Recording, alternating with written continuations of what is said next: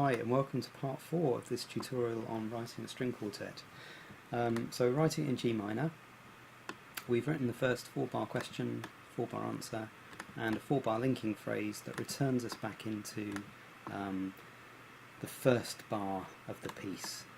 So this bar is the same as this bar. And all I'm going to do is just copy the next 3 bars from the start over.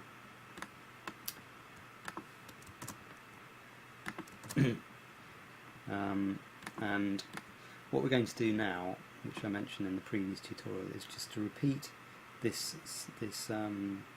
4-bar answer to this 4-bar question here, but just change the harmonies a bit and just make it more final, and then we can leave this section and move on to new material and potentially modulation. So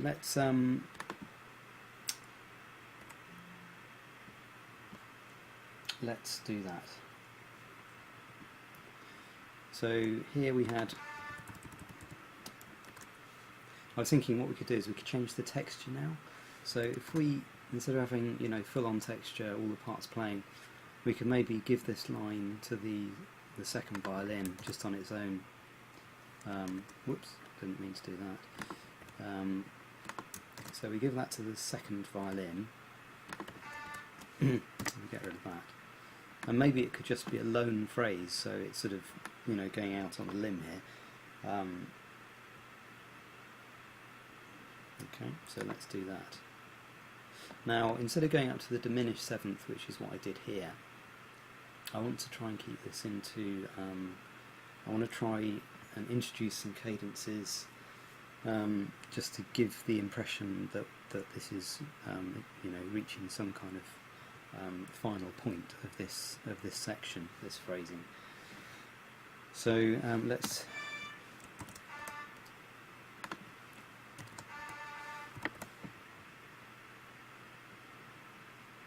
so here I think we can actually do a cadence. And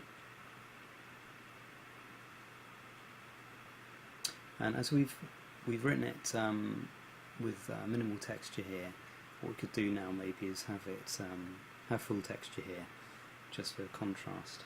So let's just go up to this. Oops.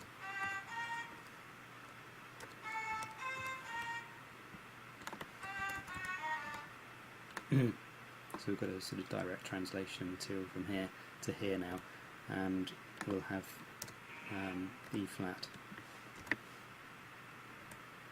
here, and we can accompany that on the violin 1, just in thirds really, and because we're on E flat, let's have a B flat in there. So let's just listen to it.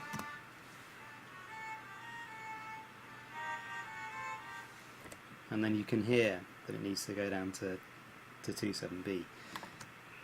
So that's C, E flat, G and A.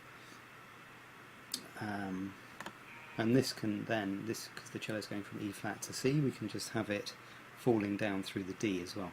So let's have that for a dotted menin, and have a D there.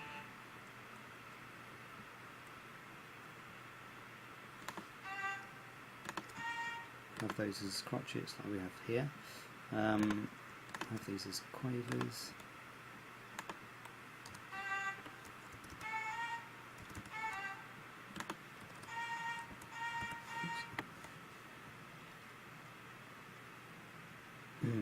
So let's go to 2/7B, which resolves naturally to 1C.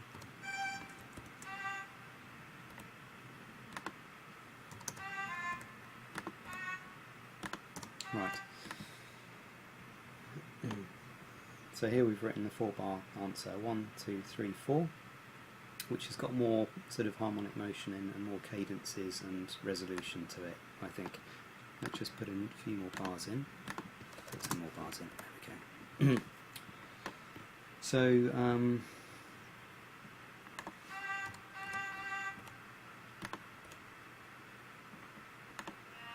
that can just be held all the way through the bar.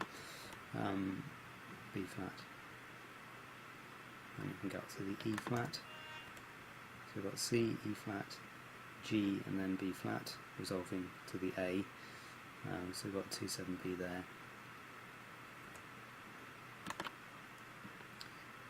Here we'll just put a D in, just, you know, harmonising.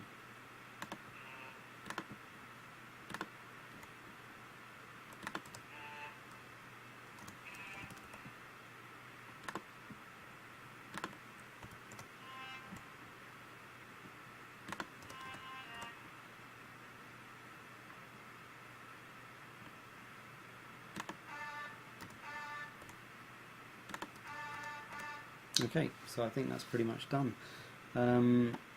So let's just play it from the end bar, the linking phrase, which then goes back into the 4-bar question, 1, 2, 3, 4, that we presented at the start of the piece, and then material built on the previous answer to that phrase will have slightly different textures and harmonies to really resolve it, and then we're going to move into some new material and modulation.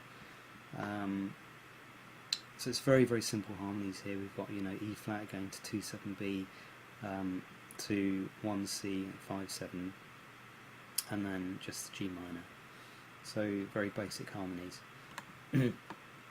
which sound good, and, you know, let's have a listen from here.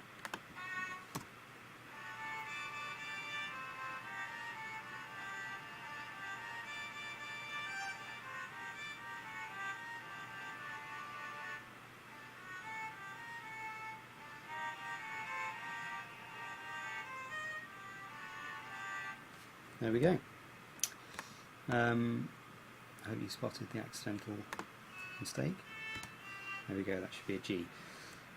So I think, judging by the motion so far, we'll probably have to continue this idea of quavers going forward, and we'll talk about the next phrasing, 2-bar or 4-bar phrase, in the next part of the tutorial.